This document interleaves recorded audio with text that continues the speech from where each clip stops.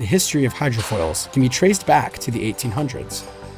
But only now, in the 2020s, we are beginning to see its widespread adoption.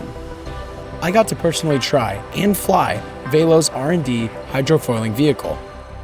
But before I took a ride, I wanted to ask the people that built it some questions and understand their approach in building a new water mobility company. How do you build a flying hydrofoil electric boat company? Simple answer, you just give it a try. How do you build a flying electric boat company? I guess you start with, the recipe that I tell, budding entrepreneurs, it's like you start with a piece of paper, you draw a picture of the thing you want to make. And then once you've got a picture, then you get a spreadsheet. And you start putting the basic engineering kind of specs together.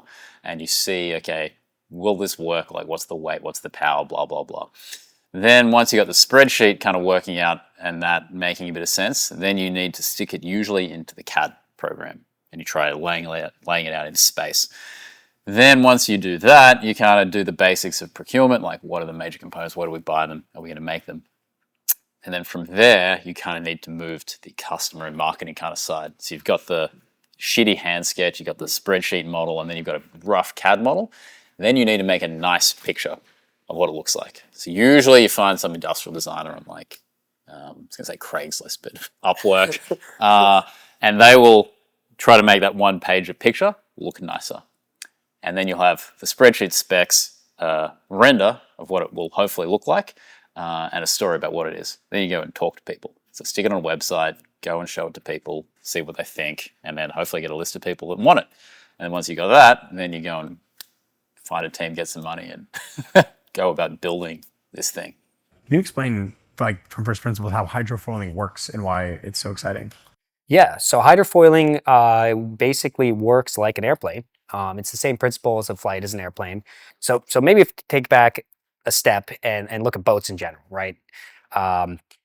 So your traditional classic, if you go way back in history, back to ancient times, the first boats, first sailing cogs, things like this, those were all displacement hulls. So the displacement hull, the way it works is it kind of slips through the water. And sailboats, most sailboats you'll encounter are displacement hulls. They're kind of rounded shapes, and they're designed to slip through the water with low resistance. And they're actually very, very efficient. About as efficient as a hydrofoil, maybe more. The problem is with a displacement boat, you have to go really slow. So your typical kind of 30-foot boat, 40-foot boat, displacement boat is going to do 7 miles an hour, which is for most commercial applications, or even just what people expect as a leisure boater today, it's way too slow. People don't want to sit around and go 7 miles an hour all day. Right? Yeah. So then more recently, about 50, 60, 70 years ago, planing boats came into style, which is where the bottom of the boat, basically as you accelerate, it lifts up onto the water, right? So this is kind of getting a little bit more into there's a little bit of an analogy with airplanes, but it's not a wing. It's much, much less, like 2-3 times less efficient than a true wing.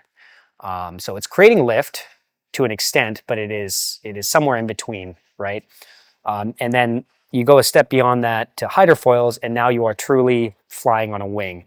And a wing can achieve very high lift to drag ratios. So a wing is extremely efficient at producing lift with low drag. Like 15, like an L over D, this kind of aerospace speaking now, but an L over D of 15 is very achievable with a wing. Right. Meaning that for every 15 pounds you're lifting, you're only producing 1 pound of drag. Now, a planing hull can come nowhere near that.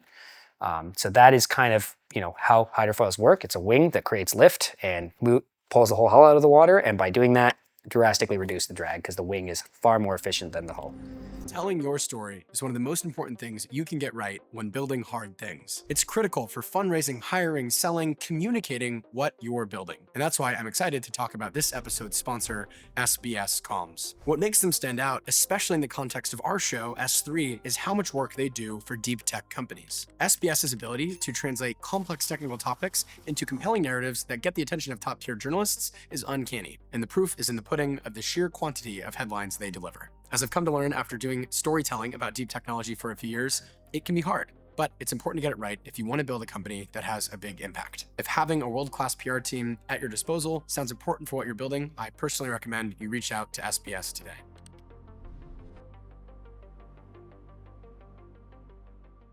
So you have kind of your guys' first vehicle here to your right. Can you break down from like zero, like clean sheet, all of the different kind of main systems mechanically that exist, or not just mechanically, but electrically, like physically that exist, and how they are kind of working together to make a flying vehicle? Yeah, so kind of starting from the top, there's the, kind of the boat itself, the hull and deck, right? So that's the composite structure that kind of holds everything together. It's also the part that is providing buoyancy when you're not flying. So that hull and deck has to work in concert with the foils, especially during the takeoff regime. It's important that those are matched up. So there's kind of the hull and deck, which is A, structural, and B, kind of the hydrodynamics before full foiling. Next, you have the aft and the front foil assemblies. The aft foil assembly is the more complicated of the two because it contains the propulsion system as well. So you've got propulsion as well as your control surface, the active flap. And then the front assemblies are similar, just minus the propulsion, still have a flap on each one. So you have 3 flaps plus your thrust propeller. So kind of 4 degrees of control. Plus the rudder, so actually 5. I lied, it's 5. Well, are there any, can you talk to me about kind of the batteries and electronics and I guess, I don't know if you call it like user control systems, but like kind of how the other components there? Yeah, so inside the hull, you have all of the electronics and embedded systems. So we usually think of it as we have our high voltage system and our low voltage system. So the high voltage system is the system comprised of the batteries, the main propulsion batteries, the inverter or the motor controller, the motor itself, charger, DC. And then you have your low voltage system, which is the flap actuators. So those are the actuators to make the flaps move, the control surfaces. You have the rudder actuator, which moves the rudder, of course. And you have your sensors. So we have our altimeters, we have IMU, and then also the human interface stuff. So on the human interface stuff, we have our throttle, and we have our yoke, and then we have the display for the user. Cool. And then the flight computer, where or what, how does that sort of live on the boat and how does that work? Yeah, that's just a little box inside the hull. It's nothing to look at really, a little plastic box, but yeah, that runs all of the flight control algorithms. It also kind of is the master vehicle controller, so it deals with all your propulsion commands. It's what reads in the user's inputs and then interprets that into flight surface and rudder and propulsion commands. And can you share like what that computer is or like how that kind of, did you guys custom develop all the software or was there sort of a packaged kind of thing that existed? Yeah, so the software is all developed in-house. The physical hardware is off the shelf. It's just like the kind of, it's basically what you find in your car, like an ECU in a car. It's the same thing. It's a small embedded computer. It's particularly the one we use is made by Dana, and it's kind of a off-the-shelf component. Cool. Yeah. That kind of back to the hole in the deck. How do you guys build that, or how have you built it, and how do you think about building it for production? Yeah, so we outsource that. We don't do composites in-house here. So we have a shipyard partner out in, we have one in Maine and one in Rhode Island that helps us with composites. So Lyman Morse is our partner for the pre-production builds. They're a pretty high-tech custom boat building facility out in the wilderness in Maine. It's a pretty impressive facility. Like, you drive 3 hours out of Boston through the middle of nowhere, and all of a sudden you arrive at this state-of-the-art kind of, they do a lot of carbon fiber stuff, a lot of foiling stuff, this, that, and so they do the hull and the deck. So the big composite pieces, all the infused composite pieces, they also do the tooling for us, the composite tooling. So the tooling is the molds, essentially, right? So you basically cut a mold. It starts as a male plug, it's called. So the very first thing that's made is the actual hull carved out of basically a block. Then you create a female tool out of that plug. So you wrap that plug in composite material, then you yank the plug out of that, and now what you're left with is the female tool. And then that's the tool that is used to lay up the actual hull that we'll be using. So that tool is good for 500 pulls about. So the tools we have now are good for the first 500 boats. And it's the first one is undergoing infusion like basically now. So who are you and why do you work in a warehouse next to the kind of Alameda boat area? So my name's Alex, and I study in Southern California at the University of California, Riverside, and my degree is robotics, so I kind of just enjoy doing everything. I like doing mechanical engineering, I like programming, I like wiring things up, and just I'm very interesting in that way, whereas everybody else that's around me is sort of like a one-trick pony, if that makes sense, and they kind of go one direction only.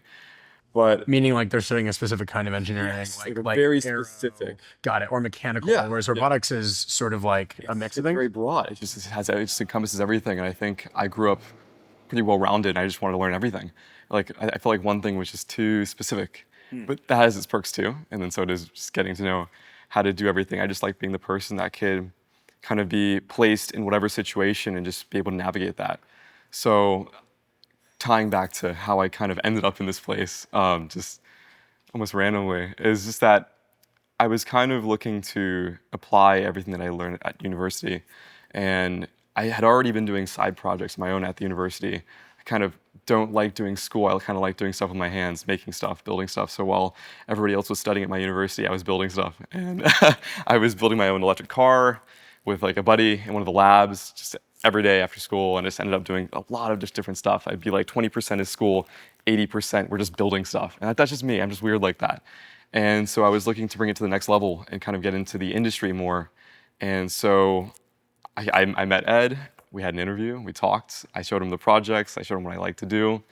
And he thought I was kind of like him in a way, where we can kind of just get a project and just make it all the way from just a concept to procurement to implementation and then testing. That was just me. It was like I would do the full thing, and he's just like, that's pretty admirable, because you get to do the entire process of a design. No, most people don't really do that. You have like a tester, or you have someone who just mocks it up. You don't usually get to do the whole stage, and that's what I like to do. It's just like getting to do it from the beginning to end, and that's kind of how I got to know these guys over here. And so I work closely with Rio, who's our CTO, and so we kind of spin around CAD a lot, and we kind of model everything that's going on, and we also build it. So that's great. Tell me a little bit about the work you're doing here. The interesting thing about working at the startup is that they put you wherever they need you. We have so many different projects that come into play, and it's more like, hey, this project came across the table. We're going to work on it. Let's get started. It's always ending up like that. And a lot of times these projects almost overlap. We're working on this project at this point, waiting for details, and then we're going to work on another project. For example, the current project that I'm working on is a throttle design for the new prototype, and we're trying to figure out this whole ordeal with how we can get a trigger concept that is both manufacturable, so easy to produce at a large enough scale, but also the ergonomic side, like how can we make a throttle and handlebar that just fits perfectly with someone's hand, whether it's a big hand or a small hand. And that's been one of the craziest projects that we've been working on so far, because it's not something that you can kind of quantify. It's subjective, and a lot of times a lot of these projects that I work on are quantifiable. It's all numbers, it's like measurements, dimensions. This is like a completely different project when it comes to what a person thinks or feels. It's hard to quantify. They have to feel it and say, okay, maybe it feels like I need to go farther, or like it's not fitting the shape of my hand. That's a really interesting project to kind of work on, because it's just new. People aren't used to working on ergonomics, so that's one pretty interesting project that we're working on now. And at the same time, there's a lot of other smaller size projects, like, for example, it's like finalizing like the motor plate that's going to go, just to attach the whole motor to like the rear strut. And like that's like a very simple project, but then we're working on that at the same time that we're working on these projects. So it's like a lot of different projects are happening at the same time. But that trigger project's like the main one. And so all the while we also have this whole cooling project, and I'm working on that, designing the cooling system for the motor, and we're kind of doing the impossible in a way where we're trying to fit like a radiator that's like the size of like, it's like 8 inches by 5 inches, and like they're like, radiators don't come in that size, and like finding people who can actually make that. That's a whole process in itself. It's just finding a supplier for something that really hasn't been done a lot before. And so that procurement stage is a whole process that I'm involved in. So it really is a lot, not only just from just the design perspective, but also how are we going to build it? How are we going to design for manufacturing? That's a really big thing, is that every project that comes across, we're trying to figure out, okay, what's not only the most efficient way to manufacture it, but it has to be, of course, affordable for us. But at the same time, who can actually do it? Who can work with us on this? Right. So like I'm handling just a lot of all that, but the projects all overlap at the same time. There's just so much going on, but those are just a few to name. In the episode, you kind of talk about how you do this really in-depth sort of commercial study of the whole space and figure out like what is the best way to actually tackle making an impact in the boat industry or the shipping industry, I guess. And you sort of realized from how you described that like starting on nailing the technology at a small scale and then making it bigger over time. And also just like, what if moving cargo or people doesn't need to be these massive things? It can be smaller. How did you, can you recall or share what that actual journey and research was like from your memory, from going from like where did you go, where did you look, who did you talk to figure that out? Yeah. That's a great question. I guess we started with, again, a spreadsheet model, and we're like, okay, well, we need to understand the dynamics of the market, mostly like operational cost. So how much does it cost to move a container ship across the ocean? What is their revenue model like? What is the drag on one of these ships? How much fuel do they use? A lot of textbooks. Textbooks are a great source for understanding like the existing world and market. And if you find a great textbook, then some very smart person's kind of explained it all. Also, just jumping on LinkedIn and sending a LinkedIn request to usually older people who are very experienced. They'd love to talk. Yeah. Say, hey, I'm doing this cool startup, doing this thing, and love to talk to you about A, B, and C. And they're like, yeah, sure, love to chat. And they'll tell you all kinds of things they can shortcut, like whatever. So that's kind of one direction we kind of take. And then you just keep iterating, keep chatting to people, and see what they think. I think I didn't really realize until filming today just how big of a industry the kind of, I guess, pleasure craft is what you call it, side of like the specifically small vehicle kind of pleasure craft market was. What do you recall like kind of what it was like going from realizing, okay, we're going to build these big things to like, no, we're going to build the smallest thing you can build in the water? Yeah. So there's this like innate belief or that the bigger the vehicle, the bigger the market. Yeah. And that's a huge ship. It must be a lot of money involved in that. Like that one individual ship, yeah, but the average age of the container ships out there, I don't know, 20, 30 years old. That's pretty old. So the amount of recycling they have in terms of building new ones is not that high, actually. So once you dive in and look at how much new build there is, personal watercrafts, 80,000 built per year, about $1.5 billion spent, is bigger than the passenger ferry market, despite passenger ferries being these huge things. So more money spent on personal watercraft than the total recreational boat markets, $30 to $40 billion. It's not particularly like price sensitive in the sense that people don't buy these recreational boats because they have a need that has a price of budget. They have a want. They want to usually have fun and show off how much money they have. So they're feature sensitive, not so much price sensitive. They don't get ripped off, but they, want to spend money on something that they like. So these are some more interesting nuances that you'll learn about the recreational boating market. And being here in the Bay Area, there isn't actually that much recreational boating going on. There's some sailing boats, but the bay's kind of cold and windy.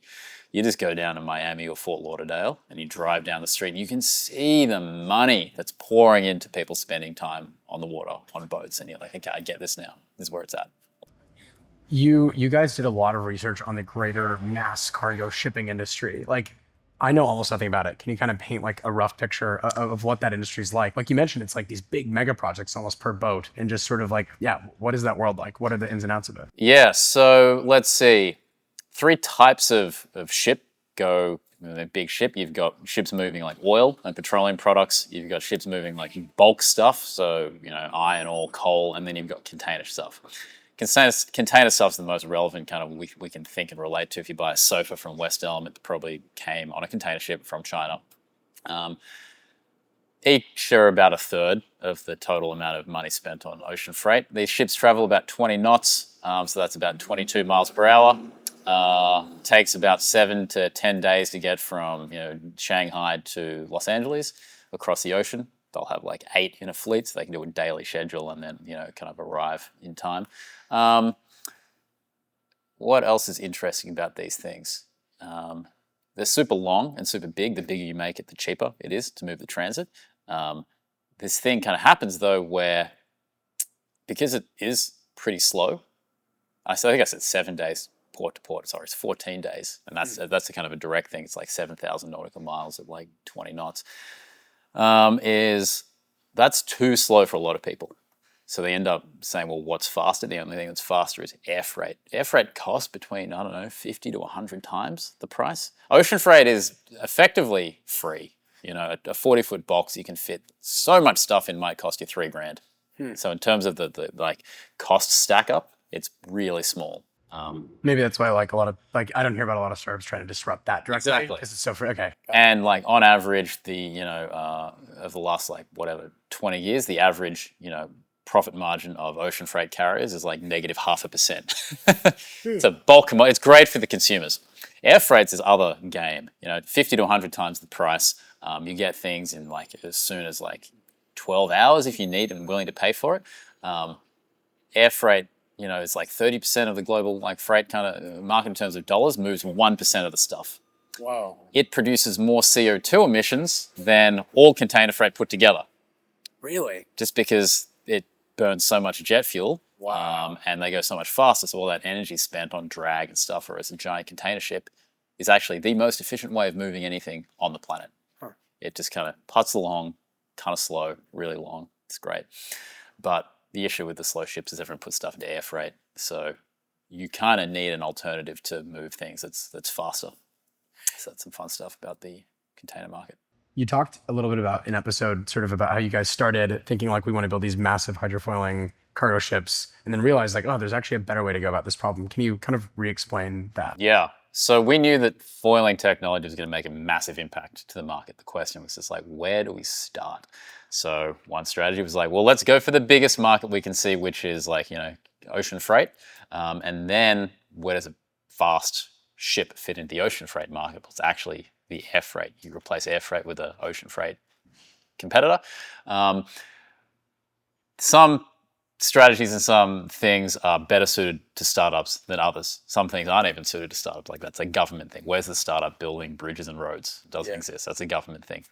So big ships straight off the bat is not really as suited to startups as a smaller product. So we kind of looked around and we said, hey, this is actually a much better strategy. Let's start with a smaller product that we can build, quickly iterate on in our own workshop, get it to customers and use that as the the flywheel to get out there, build awareness, develop the tech, et cetera, et cetera.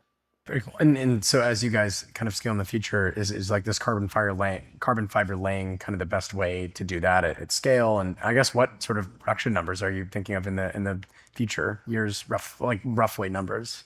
We'd like to get to 2,000 units a year with the personal watercraft is kind of the target. That will take probably 5 years to achieve that, to get to that run rate.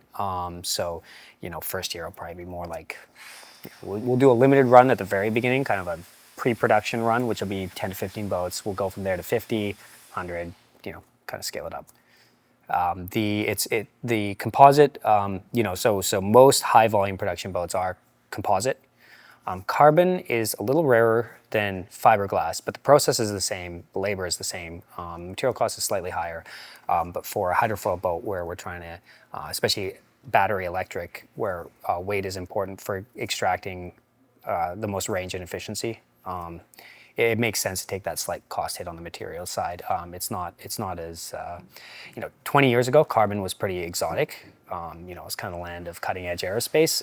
These days, there's a lot of consumer products that incorporate carbon into the construction. So that is the way we'll do it in full production. That is carbon. It's carbon vinyl ester composite. So we're not carbon epoxy, which is more expensive. We're dialing back to vinyl ester, which gives us plenty of material properties for this product because it's a bit of cost savings of going the full carbon epoxy route. And it is an infused hull and an infused deck. So yeah, that'll run through to production. The facility we do it in, right now for the pre-production, we're doing it in a very kind of like, let's say, high-end custom boat builder in, that specializes in kind of figuring it out the first time, right? Once it's kind of the production system's dialed in, we'll move that to a lower cost facility. Cool. Yeah. What you mentioned, the propulsion system, like, is that just a sort of normal electric kind of like, what does that look like? Yeah, it's a motor. It's an electric motor. The alpha prototype used actually a submerged pod. And we're moving to a gear drive system in the next version of the craft. So the old, like the alpha, is just very simply a motor inside a pod submerged, the shaft sticking out, stick a propeller on it. The reason we're moving to the shaft drive with the gear, so more like what you see on a traditional outboard, where you have the motor up top with a shaft going down, a lower unit, and then the propeller. The reason we're moving to that is from a physics perspective, if you have a large diameter motor, it produces more torque. If you have a very skinny motor, it produces less torque.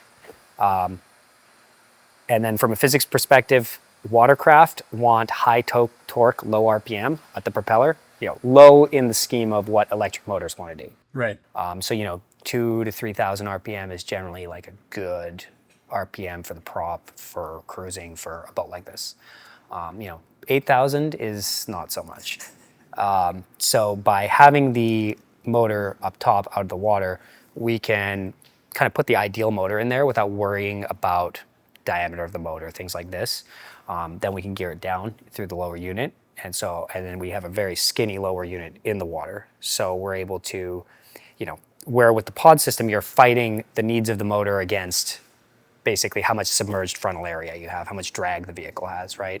By moving the motor up, 4 times more power basically with like less than half the frontal area. Very cool. That makes sense. Do you have to do anything weird things to the batteries, electronics, the motor on the waterproofing side of things, or not really? Like, that's sort of what boats have always been, is having decent waterproofing around all of its various systems. Yeah, it's an interesting question. A lot of people, we get these questions from people like, is it safe to have batteries on a boat? Is it safe to have electronics on a boat? Is it, is there a risk of like the battery catching on fire? All these kind of questions, right? From a couple so from a electronics on boats perspective, there are electronics on all boats. Right. And in fact, any boat that you go out and buy these days that's over about 30 something feet, it's going to have a generator putting out 220 volt AC with an AC bus just like your house, and like a whole bunch of just like AC 220 volt stuff on board. Right. It's been done for the last 40 years. There's nothing too crazy there. There's nothing net new. There's nothing unsafe. It's normal. It's on all boats basically. So from that standpoint, no, there's not really anything too special about putting a motor on a boat. My diesel boat at home has plenty of motors on it, not for propulsion, but for running the water pump or the AC pumps and all this, right? And there's a good supply of motors out there that are already come from the factory, IP rated for these kind of applications. So we're not reinventing the wheel on that. That's kind of off the shelf. The battery safety one I'll briefly touch on. Lithium batteries can light on fire. They can explode. Not explode, but they can violently catch on fire. It's a very rare event, and it generally is a result of, like, the most common way it'll happen is due to puncture damage, which means at this point you've probably smashed the thing into a rock at like top speed, maybe. I don't know. But the amount of volatility in it and potential for combustion in a lithium electric boat is far less than the equivalent gas boat. And if you go on YouTube and you look up videos of boats exploding, you will see lots and lots of videos of like boats exploding at the fuel dock and like shooting the engine cover 100 feet in the air. So like, the odds of anything like that happening on an electric boat are vastly smaller than the odds of that happening on a gasoline boat where you have gas fumes in an enclosed space. Can you talk to me about kind of going from no design to a design to a totally finished product? Sure. So the project that one of my favorite projects is this radiator project that I've been working on for the past couple weeks, and the idea is that we're trying to kind of create this custom radiator and cooling system that goes into our vessel. And it's been a hard task because it's something that really hasn't been made at that small of a scale, and the whole design process has to be kind of tilted in a way that's aimed towards design for manufacturing. We could design like a super cool, like super small radiator, and you're like, wow, it looks so cool. And then you go to the radiator manufacturers and they're like, we can't build that. They're like, okay, but like we've never built something like that. And it's so funny because people don't realize that it all comes down to who can make it. And a lot of times you design something and it can't be made. So with this radiator, you have to start just again with a simple piece of paper, and then with like a protractor. I mean, not a protractor, like a ruler, and just making sure, like, okay, let's first figure out what we need. We need a cooling system. Okay, great. What's our limitations? That's the other thing, is like kind of going in this spiral where you kind of go all the way towards the center, and you kind of pinpoint where you need to be long term. So we're like, okay, what are our limitations? Okay, we can only fit this radiator in a place that's 8 inches by 5 inches. Okay, great. Let's start getting into the CAD. Let's just do a simple square. Great. Okay. Extrude it. Okay. We have 1.5 inches of space for thickness. Now we have 8 inches by 5 inches for the radiator. Great. We have something. Okay. You kind of figure out where our tubing's going to go. You're working on all that. That's the other side stuff that kind of goes into a cooling system. But the radiator is like the main piece in terms of like this big puzzle of cooling. And you're like, okay, great. So we're designing that, and now we're figuring out, okay, where does our inlet have to be? Where does our outlet have to be? And then you're thinking of it in terms of where you're actually routing stuff. You're like, okay, when you're spinning around the CAD of the actual like vehicle, you're like, okay, this is kind of small. We have to route it a different way. And now you're starting to change things, and now positions of inlets and outlets start changing. So everything that you kind of thought that you were going to do is starting to change, and you have to be prepared for that. Is that when you go from this drawing, this really early concept, you have to think of it in terms of this isn't going to be the end-all concept. Like, this is just the start. You have to be ready to pivot, and it's always going to be like that. There's so many different iterations that go into it. And so with this radiator, we're like, okay, should it be 1.5 inches in thickness? Like, should the core be this thick, or should it be smaller? Will we get the most cooling for our buck? And there's all these questions that you're asking yourself, and that they're questions that you have to ask during this design stage. And when you're designing, you should be saying, okay, what are all the differences in designs that we can go with? What are all the possible differences? And let's kind of narrow down from there. So now we're like, okay, who knows best? People who make radiators. So now we're calling people. So like I'm on the phone at like 10 in the morning. We're like, okay, can you make this? Okay, great. Okay. How much cooling do we get with a 1.5 inch core? Will it work for what we're trying to do? No. Okay, now we have to downsize, and there's all these different changes that you have to be prepared for. And when you talk to these people, you have to be ready to explain yourself. And it's all about iteration. Will it work for what we're doing in large scale? Because this radiator might look good on its own, but when it comes to actually fitting inside of the rear motor assembly, it's like it has to work with everything, and that comes down to also like the bracketing. And there's just like this stuff just keeps adding on. Like, okay, we're gonna fit the radiator in, but how are we gonna fasten it? Right. We have to make bracketing. Okay, where's the bracketing gonna go? Okay, there's no space for bracketing.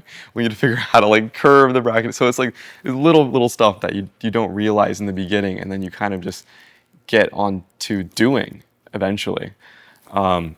So again, from your concept, then you have your design, and then you kind of see if it works. And then you're CADing it. Now you're showing it to the professionals. They're saying, "Can we do it?" Yes. Okay, great. Now that's the whole procurement stage. Now when you go from procurement, you're like, "Great, the stamp of approval is put, and now it's being sent off to you." And that's when the testing comes in. And we haven't even gotten to that stage yet.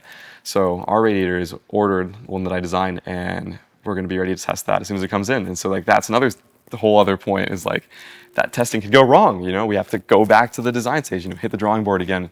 And then most people are really scared about that, but that's the whole process. You don't get anywhere unless you're continuously testing, improving. So that's pretty much the timeline in terms of how you go from a concept to the implementation of something. And at the end of the day, it doesn't really matter if you don't actually get in person and start touching it. Like you're saying, getting your hands dirty reinforces that whole loop, it sounds Right. like. Exactly. No, yeah, you're kind of in there, or in sort of like in the dirt in a way of you're the one calling, you're the one trying to figure out like what we really need to do.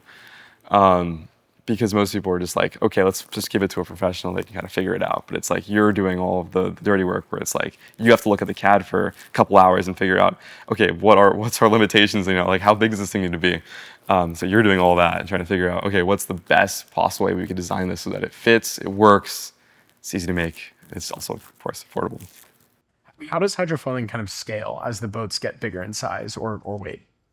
Yeah, so hydrofoiling generally scales pretty well. You can go fairly large. Now, I say fairly large. I'm going to kind of put some numbers to things.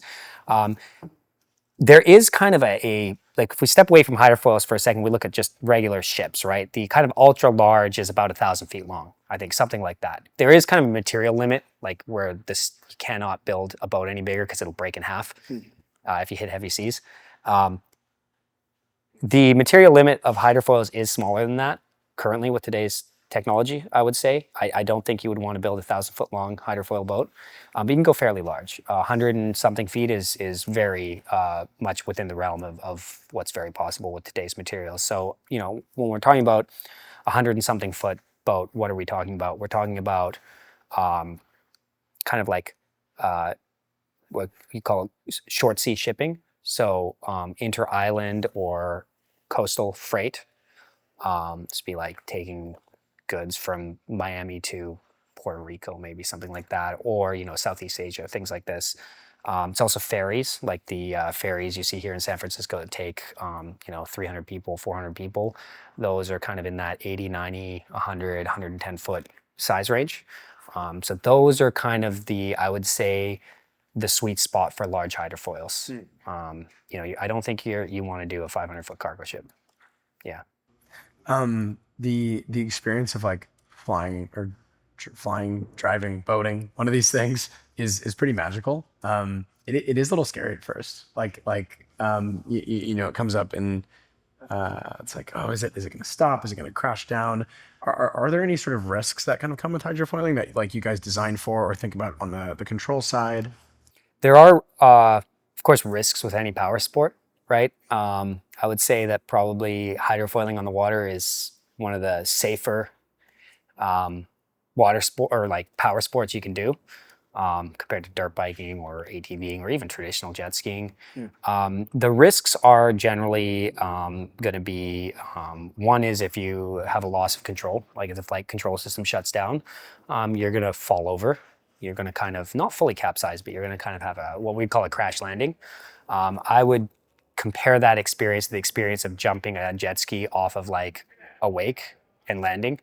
As in, if you're holding on and you're prepared for it, no big deal. Yeah, splash down, get going again. You know, I think I actually experienced one of those while filming, and it was honestly totally fine. Like, yeah. Yeah. So those are the kind of things that can happen. Obviously, you don't want to hit anything. This is true of any vehicle. I mean, if you hit a boat or you hit a rock or something, you might get injured. I mean, that is universal on any vehicle. You know, you got a lot of momentum there, and like, you don't want to come to a sudden stop.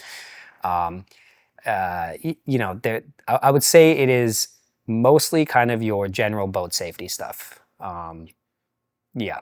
Cool. Yeah. There is a little bit of one thing that I mean, operating any boat or any powered vehicle requires a little bit of operator knowledge. You want to be aware of what you're doing. You want to have some training and understand the vehicle. One thing that can catch you off guard a little bit with the hydrofoil is it's extremely smooth. Yeah. And if you are going top speed over waves that are right at the kind of limit, because it's so smooth, you don't realize, like on a regular jet ski, you start slamming into waves, you're naturally going to slow down. Yeah. Because you're skimming over top, you're not even going to feel it. So if you're going top speed and then all of a sudden you land into 3-foot waves, you're going to be thrown around a bit, right? So you want to have that awareness of the conditions and awareness of what you're flying over. Make sure you're kind of staying within a reasonable limit. I'd say that's the only unique thing. Yeah. You guys both mentioned while filming that for a long time, you guys are like, oh my gosh, hydrofoiling's the future. It's going to be a thing. And then it's like, it's not a thing. Like, why do you think other people haven't like started like now a few people are beginning to think and work on this, but like it's not like really big and ubiquitous yet. Why do you guys think that is? Yeah, I think it's, it's definitely happening right now, right? We see it's not just us, but there are other companies doing this. There's, of course, Candela in Sweden and several others that are doing this. I think it's definitely one of the hot topics in marine right now. Why is it happening now and not 20 years ago? I think it comes down to kind of three things. So one is embedded computers, and like basically the idea of having a low-cost vehicle that incorporates active flight control and sensors and all of this kind of stuff was kind of out of the realm of reason 20 years ago. I mean, for commercial airplanes, yes, and I'm not sure if you're familiar with the Boeing Jetfoil, but this was a active hydrofoil, ferry that was done in the 70s, had active controls, all of this stuff. But I mean, this was, I don't know exactly the cost of it, but we're talking tens of millions, right? On very complex vehicle. It's essentially a 737 on the water. Not quite conducive as like a toy or like a little water taxi, right? So computer technology's got to the place where we can do that now. We do products like that. That's number one. Number two is material science. I mentioned like carbon fiber, lightweight, all of that is becoming mainstream. It's becoming something you can do at high volumes.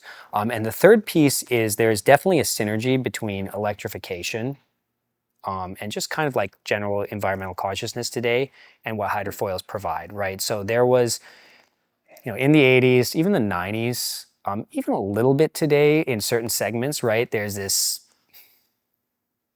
people like horsepower, people like big engines that are loud, certain people. And I think that when you're talking about recreational boats, especially, not commercial has always cared about efficiency, but with recreational boats, the phenomena of people caring about efficiency and being clean is a relatively new phenomenon. And of course, hydrofoils provide that. So there's a synergy between electrification and clean energy and the efficiency of hydrofoils. So that's why it's not just a hydrofoil boat, it's an electric hydrofoil boat. And the electric system combined with the hydrofoil system give you that maximum efficiency and quietness and all these other benefits. It's worth noting that the other thing is it is basically impossible to do a practical planing boat electric non-hydrofoil. And I say basically impossible in the sense that there are people that build these things and you can go out and buy them, but the range that you get is just unacceptable for most buyers. 95% plus of boat buyers, we're talking about boats that have like a range of 30 to 40 miles, maybe, right? Probably often less. That cost $300,000-$400,000, and if you were to spend the same money on a gas boat, you're getting 100 miles range or more, Right? 150 miles maybe. So would I buy a boat would I spend $400,000 on a boat that can only go 20-30 miles? I would not, and most people would not, right? Yeah. So it kind of makes it impractical. All of a sudden, you put the hydrofoils, you could have a practical electric boat that can compete with a gas boat. I feel like you guys are part of this sort of new kind of age and class of various mobility kind of startups and projects that are working on like just rethinking the way like humans move. Whether it's like small stuff like electric scooters or big stuff like different kinds of supersonic planes. How do you kind of look at the greater mobility and transportation space right now? Yeah, I think it's a fun time to be in mobility. I think there's a lot of innovation happening right now. It is one of these fields that has changed a lot over the last 150 years. So it's always been a place you see a lot of exciting change. But definitely now more than ever, I think that pace is accelerating. I think mobility and transportation is unique and exciting in the sense that it is like moving people and goods around is absolutely massive. It is one of the biggest industries on the planet, right? And if we look through history, we can see these moments where it's shifted, from like sailboats to, whatever, like steam powered ships to like trains, trucks, right? And you can see how big an impact that has on all aspects of society. So I think it's an exciting space to be in because it really does have the potential to trigger a massive change that affects all of society.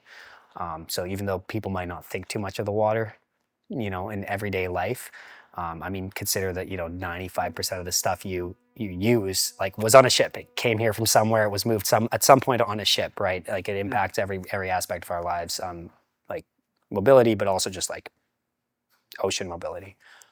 So that aspect is very exciting.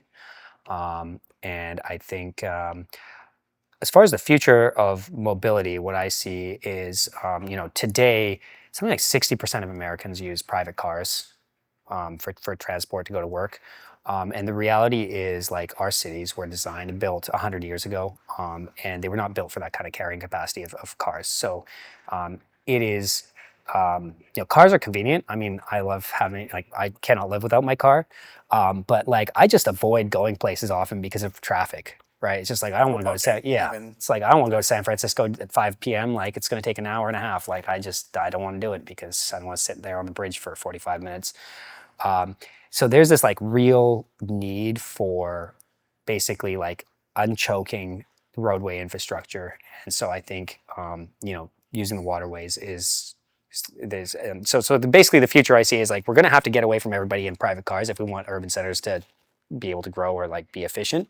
And I think it's going to be in the future multimodal, very multimodal, like use the right tool for the right job. So, and you can see how that would synergize with like apps and stuff. So you can imagine in the future, like you can go on your Uber app or whatever, and you can say, I want to go from here to there. And it'll say, okay, you're going to jump on a scooter, you're going to go over there and jump on the boat. The boat's going to take you over there. And then like an Uber is going to pick you up and take you over there. And you just do it in one click. Right. I mean, convenience is a huge part, right? And just being able to do that kind of thing on one click will allow basically mobility to optimize itself and use the right tool for the right job in a way that hasn't been possible in the past without kind of like that synergy of, software and intelligent routing combined with all these new modes of transit like hydrofoil water taxis, air taxis, maybe, hopefully, all this stuff, right? So I think it's all kind of going to come together where, if I look into the future 50 years from now, it's going to be like, I want to get somewhere, I can get there without sitting in traffic. And it's just like my phone is just going to route me through whatever the optimal means of doing that is and get me there super quick. Well, I like the idea too of it being smaller as well, because like I commuted to ferry I lived in Davis and was like then driving to Vallejo to get on the ferry to the ferry building in SF and then biking 3 miles to work. And like overall long commute, but in the ferry like experience was pretty nice other than the fact that like I had to go 3 miles or in some cases people go even farther to get to like the central like boat dock. And I think the idea of smaller is interesting in that like maybe there's features where it's not all centralized around one main dock and there are other, you can get, That's a really key thing about like there was a second piece of that. So like multimodal and on demand meaning small vehicles that are routed intelligently, right? And so I think if you look at like the transport revolution of like, let's say the 60s to the 90s, it was about bigger. Right. It was about, let's build the 747, let's build Right. the Airbus, A380. Let's, be as efficient at moving large numbers of people on a fixed route, right? And that wave has kind of come to a place where it's like, okay, that's great, but it's not time efficient for people. If like, especially in the last mile or shorter distances, right? Where now we've seen like, I don't think anybody would have guessed that Uber would be, I think even them themselves, right? Like I think in Uber's earliest decks, it was like, okay, we'll capture 10% of the of the taxi market. And that's like, like a few $100 million or whatever it was, right? Yeah. And like now the Uber alone is like larger than like the taxi, like TAM that existed back then, right? Like they couldn't have even imagined how that would transform people's behavior around like taxis. Right. So yeah, like ferries today are a little bit limited in their applicability because you have a 400 passenger vehicle that only runs once an hour and only gets between this point and that point. And that's kind of restrictive. It's not that convenient. But if all of a sudden, I mean, imagine that every marina along this SF waterfront has a water taxi landing pad, right? And the same all around the bay. Well, now there's a lot more utility. And now it's like, you're not sitting there waiting an hour, plus you have to load 400 people on a thing. It's like, oh, it's just like an Uber. It's like, it's there on my phone, jump in, go there. Yeah, I think that drastically increases the number of users that you would have moving over the water when it becomes convenient in that way. And talk to me about kind of the realization of like a small distributed way of moving things and people around, like the future that you guys are envisioning versus this traditional like big slow, cheap maybe, or big, slow and expensive, Yeah. or big, fast and expensive with airlines, but like with mass in each size.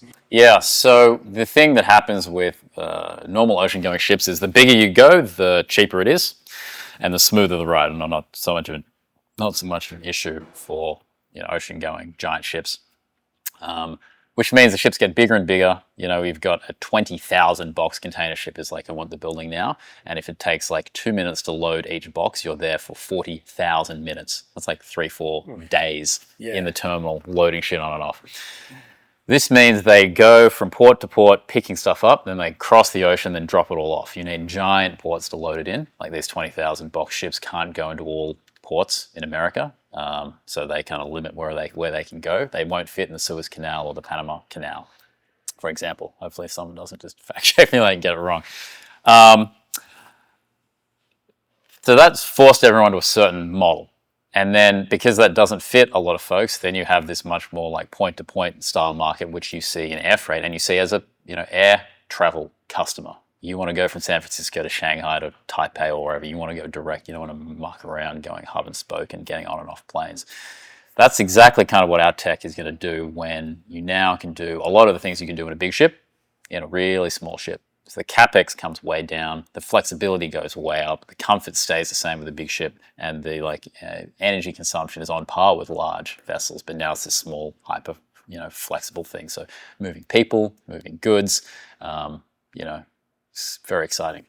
Why is it exciting? Why do you care about this kind of stuff?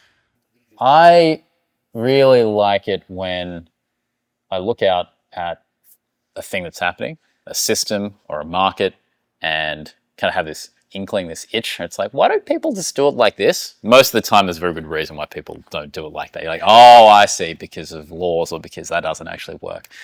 And when it came to hydrofoil technology, I look out at the water and I'm like, why isn't that boat hydrofoiling? And then we build hydrofoil boats. We're like, this is sweet.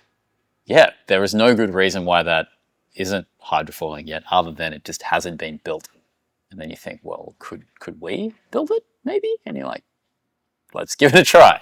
So that's pretty exciting to see something that should exist, be the ones to build it. And every time someone experiences it, they have that same realization. They're like, yeah, why isn't everything like this? This is so obvious now that it is real. Yeah. Where do you think that comes from for you? That looking at things and thinking why aren't they another way or a better way? That it sounds like an innate curiosity you sort of have. Where did that come from for you? Yeah, I think it is an innate curiosity. Always wanting to know how things worked. As a kid, I would always take things apart and 90% of the time could put it back together again.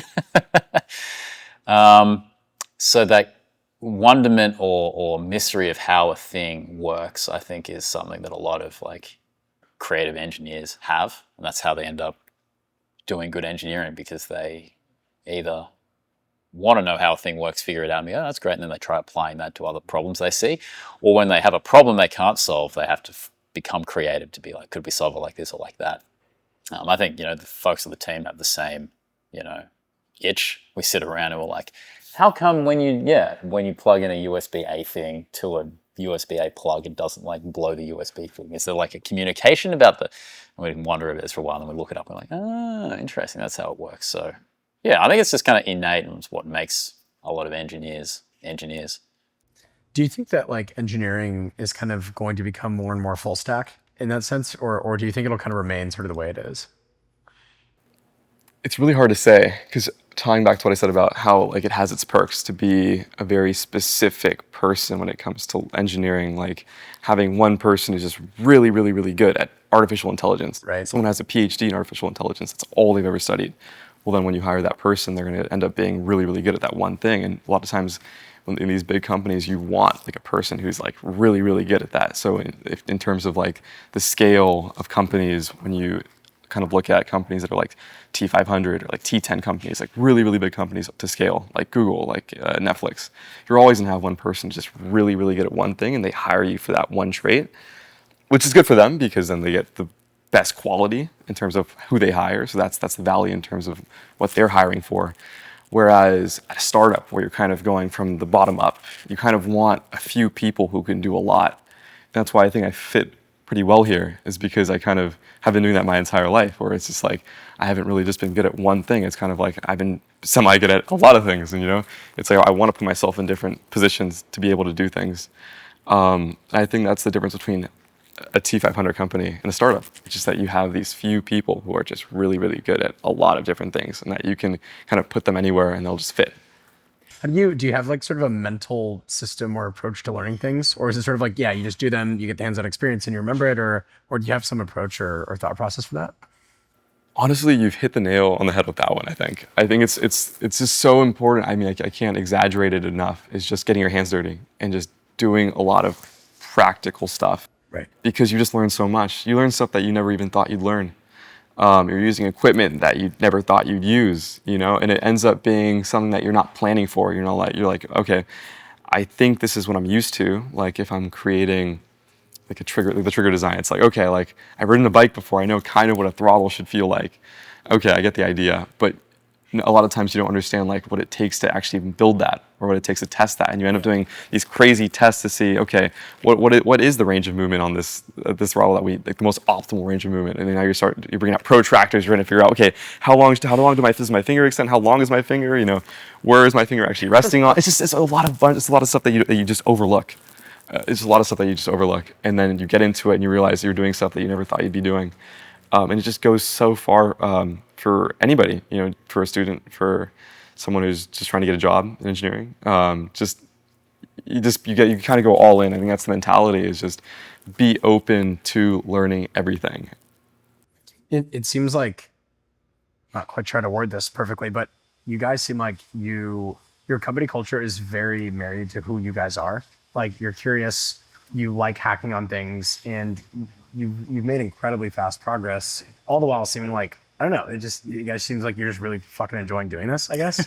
And I'm curious like how intentional you've been about making that the case, or if it's just kind of been easy. It's like it's just naturally how the company's been built. Yeah, I mean, my take on people say, well, how do you form company culture and this and that?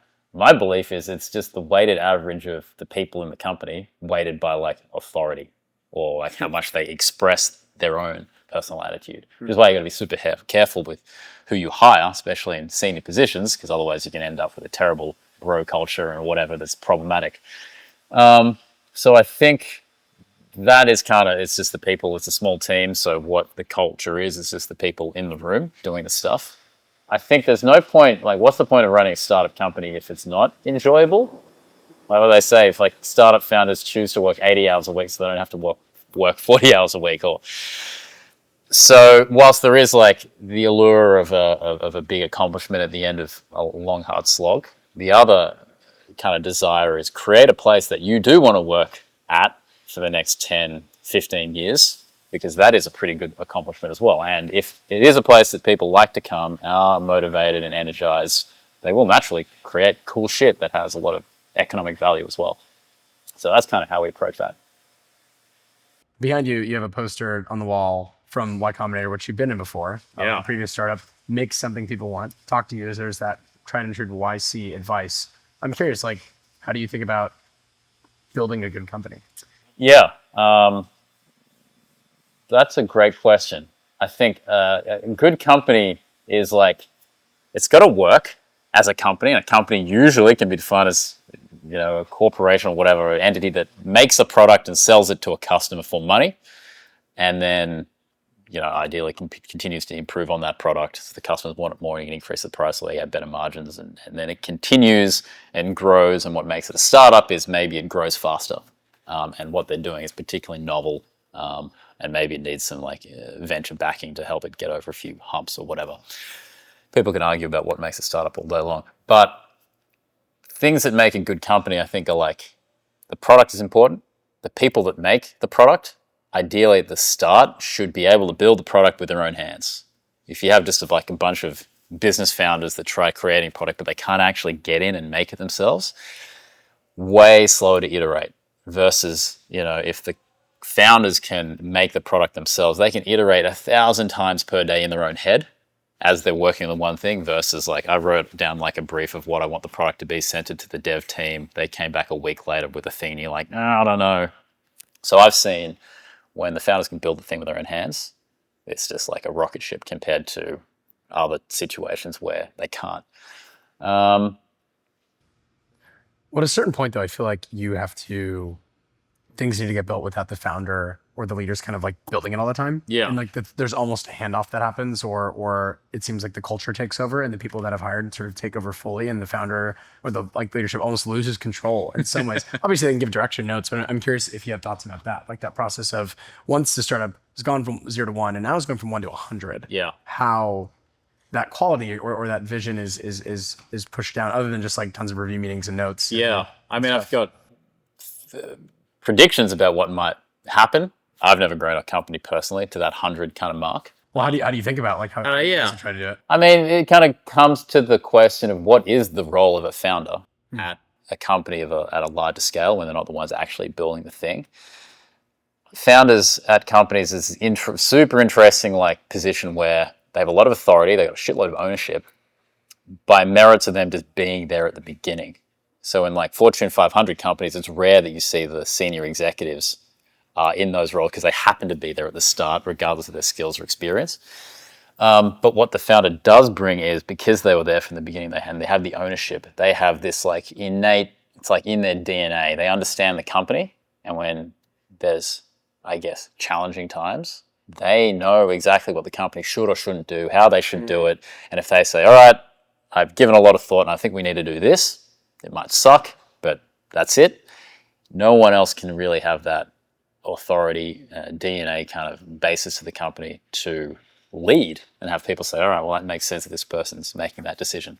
Because if they're all gone, it's just a bunch of like MBAs, nothing against MBAs, then maybe the soul of the company quite isn't there anymore. So I think as things grow, whilst the founders aren't necessarily like doing the hardcore product build anymore, now they're building the company, and they're the ones that are kind of overseeing the whole entity and organism, making sure it is actually a thing consistent with somewhere that people want to work, that makes money and things like that. They're almost like the lore kind of collector, that they were there through time, and they kind of are like the defender of the heart of the company in a way, it feels like at that point. Like, what was the company's original idea? Like, how has it changed? And all the little like nuances that make it what it is. Yeah. I mean, there's always this point where you get that people will be like, why are we doing it like this?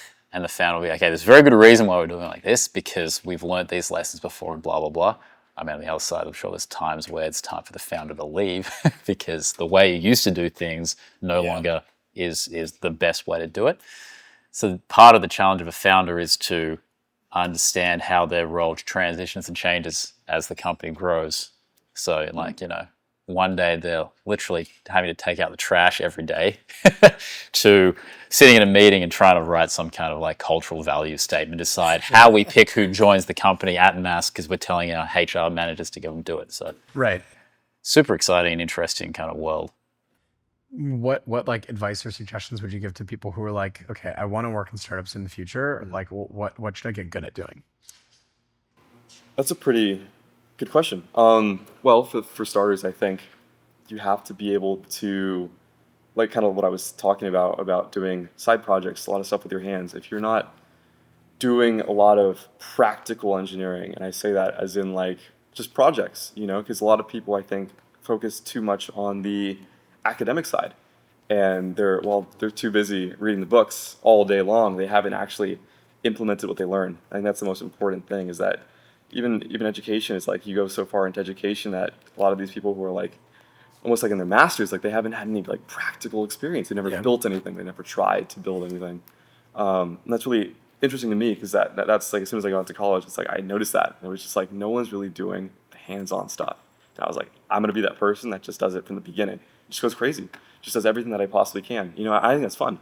I don't like reading the textbook all day. I want to just learn the basics, the necessities, and then go into it, and then just start building stuff. That's the easiest way you learn. And then when the startups see that, they notice that, and they put credibility on that. They're like, okay, wow, he's just not a person that just learns stuff. He actually does stuff. And I think that's the biggest way that you can give yourself an edge when trying to break into startup culture, is just being that one person that's both reliable but has a lot of experience therein. They have projects on projects of Right. stuff. They're like, I built this, I did this, and it's all stuff that you've done. It's not like, okay, well, we're building a car, but I painted it. Or like I built the car and I fastened the nut at the end, to make it look like I did something. It's like you have done the whole process. You know what it's like. You know what it's like to go from a concept to a design. You know what it's like going from that concept to like an actual physical part that you can hold. Knowing that just gives you a lot of credibility in their eyes, because not many people have that. Yeah, to me, I think about like if I was like in high school or college, thinking about like, okay, I want to have the option to work for as many cool startups as I want. Like, what would I do in a year or 2 or 4 years? And to me, it's obvious. It's like study something in engineering. Doesn't even really matter. It seems. Do a bunch of cool projects, have fun, and learn, and then have a cool like. It feels like now engineering resumes used to be like lists of all the like either places you worked or the things like that you studied. Now it feels like it's almost like a creatives portfolio, where it's like, 100%. which is such an interesting transition. I feel like it's kind of, I don't know. I think it's good, honestly, Yeah. because I think practical is everything. There's just that really defines whether you're a good engineer or not. Is that you know how to implement what you've learned. And I think documenting becomes really important in that case. Is that you can have a lot of projects but not document well, and now it looks like you've done nothing. And I think people also don't give themselves enough credibility when it comes to their projects. They're like, I just built this. It's like, no. People don't understand that when you go into one of these projects, you're putting in hours, and there's so many different iterations that happen. Most people like overlook that. They like, you see something that's been built, and you're like, oh, well, that's cool. I wonder, it must have taken some time. But in reality, that design's been through hundreds of iterations. Right. And most people don't see that. And when you document that, you have to show that. You have to show, okay, there was this project, there was this design 1, design 2, design 3, and it's so on. And you're like, wow, now I can really see like what's going on. And so I think employers especially love that, because it just shows the full lifetime of your journey in whatever project you were doing. So documenting that just becomes really, really important. So everything I do, I try to document as much as I can. I think pictures go a long way. I think videos even go a longer way. It just does a lot for you in terms of just capturing what you really did. What do you think what do you think other deep tech companies in general like kind of can get wrong, or the traps they can sort of fall into? Are there any common ones you sort of see or think about? Yeah. I think I've been a little guilty of this from time to time, is you can get hung up on a very specific technological idea or concept where, better teaching would say, well, you probably should worry about the customer and their problem. And maybe that is what you should focus on, and then the technology to solve it is a bit different. Now, for a deep tech company, it's usually built around a very specific, non-transferable kind of technology. If you're a software company making a product for a customer, and if JavaScript doesn't work, then maybe you use Ruby on Rails, web dev. So the tech is way less important than actually and you probably just use computers, the internet, or an iPhone to solve that problem. That's kind of the tools you have. In a deep tech, if you're like, okay, we're going to use this new kind of mineral to 3D print a jet engine that's like half the weight and can resist immense temperatures. If that doesn't quite work out, it's hard to say, well, the issue that people have is they want cheaper airline flights, so let's do a booking app or something. It's not quite as... but I guess the tech needs to work. You've got to have the right team of people who understand the tech and be rational about, is this just super hypey, or have you actually got good, valuable tech that can be turned into something that people want? And what can you do early on to make sure, check, so that all these surprises you can disappear. What do you think those early things are? Like, I was talking with a friend about this yesterday. Like, how do you increase the percentage of like successful deep tech companies? And like, their answer was they need to be commercial minded. They need to understand, like, is the thing going to make money? How is it going to make money? And thinking about it from that. And I think you guys are a class act example of that. You went from big ambition, big idea, and then realized, okay, not quite possible from day one. How else do we go about this? And like, this makes a ton of sense. The spreadsheet concept model with a financial aspect to it, also an engineering aspect to it, is pretty critical. And I guess being very realistic. So usually if you've got a whole array of like inputs, and you got the outputs, and you tweak the inputs until the outputs come out where you want. And then you should probably go for every input and just have like a rating out of 5 of just like how bullshit that number is. Like, are we confident that the density of water in the sea is 1,025 kilograms per meter cube? Yes, very confident.